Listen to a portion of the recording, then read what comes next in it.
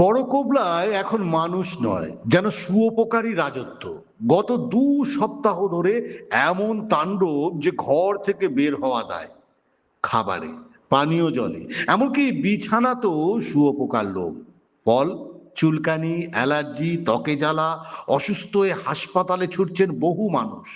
প্রশ্ন উঠছে, পঞ্চায়েত কি শুধু অভিযোগ শুনতে ব্যস্ত? এলাকাবাসীর দাবি, বারবার জানানো হলেও কার্যকর কোনো ব্যবস্থা হয়নি।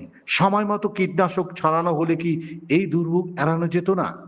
আমাদের অসুবিধা হচ্ছে, আমাদের বাড়ির আশেপাশেই সামনেই পাট চাষ হয়েছে।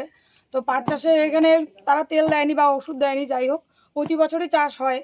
এরকম প্রতি বছরই আমরা ভুক্তভোগী হয়ে থাকি। শুঁয়োপোকার জ্বালায় আমরা কেউ থাকতে পারছি না। এই বছর অত্যন্ত বাড়াবাড়ি হয়ে গেছে, যার জন্য বাচ্চারা সবাই খেতে পারছে না, ভাতের মধ্যে পড়ছে, তাদের খাওয়া দাওয়া বন্ধ হয়ে যাচ্ছে, তারা অসুস্থ হয়ে যাচ্ছে, কলের জলে ঢুকে যাচ্ছে, জল খেতে পারছে না, তরকারি রান্না করছে তার মধ্যে পড়ে যাচ্ছে।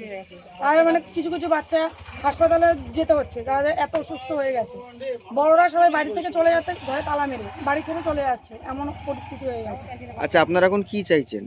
আমরা এখন চাইছি চাষিরা পাটগুলো কেটে দিক, আর সামনের বছর যখন চাষ করবে, এদের তো চাষ করতে হবে, চাষ তো আমরা বারণ করছি না করতে না, এরা চাষ করুক, কিন্তু তেমন ব্যবস্থা নিয়ে চাষটা করুক যাতে আমরা ভুক্তভোগী প্রতি বছর না হই।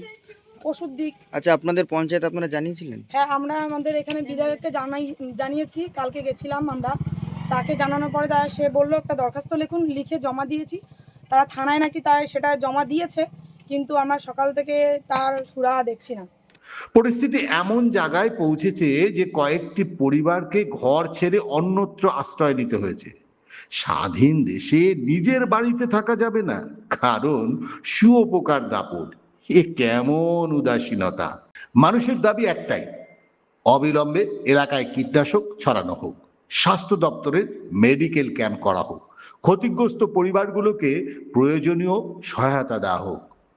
আর কত কষ্ট পেলে প্রশাসনের ঘুম ভাঙবে? বড় কোবলার মানুষ এখন উত্তর চায়, আশ্বাস নয়, চায় দ্রুত ব্যবস্থা।